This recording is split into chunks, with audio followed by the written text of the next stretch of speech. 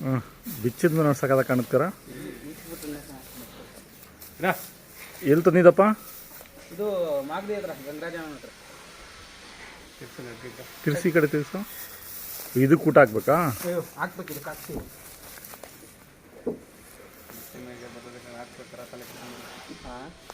ಒಳ್ಳೆ ಚಿಕನ್ ನೋಡಿಬಿಟ್ಟು ಈಗ ಈಗ ಅದು ದೊಡ್ಡವರಿದ್ದು ಕಾಲು ಮುಟ್ಕೊಂಡಿದ್ದೀರ. ಹಾಂ ಅದು ಕೊಟ್ಟಿರೋದಾ?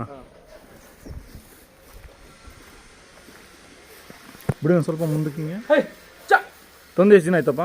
ಒಂದು ವಾರ ಆಯ್ತು. ಕೊಂಬೇಕು ಹಂಗೆ ಮಾಡಿದ್ದಾರೆ ಪೂರ್ತಿ ಇದು ಮಾಡಿ ಮಾಡಿಲ್ಲ ಅದೇ ಕೊಂಬು ಮಾಡಿಸ್ಬೇಕು ಅಂದ್ಬಿಟ್ಟು ಬಟ್ಟೆ ಸುತ್ತ ಇನ್ನ ಎಳೆ ಕೊಂಬು. ಹಾಂ ಹಾಂ ಇನ್ನು ಲೇಟಾಗಿ ಮಾಡ್ತೀನಿ ಅಂದರು ಹಂಗೆ ಬಿಟ್ಟಿದ್ದೀವಿ. ತಿರ್ಸಿ ಎಷ್ಟಾಗಿದೆಯಪ್ಪ?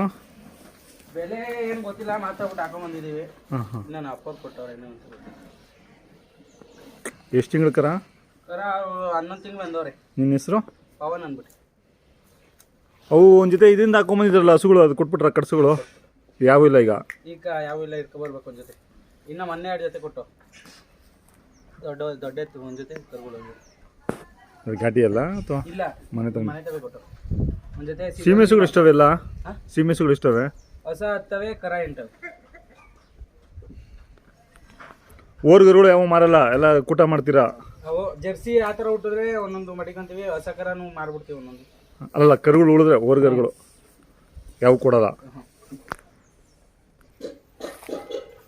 ಇದೊಂಥರ ಜಾತಿ. ಇದು ಬರಲ್ವಲ್ಲ ಇದು? ಇದೆಷ್ಟು ದಿನ ಆಯ್ತು ತಂದೆ? ಹತ್ತೊಂದಾಗಲಿ 3 ತಿಂಗಳು ಆಯ್ತು. ಅದಕ್ಕೊಂದು ಕೂಟ ಇದಕ್ಕೊಂದು ಕೂಟ ಹಾಕೊಂತೀರಾ? ಹಾಕೋಬೇಕು.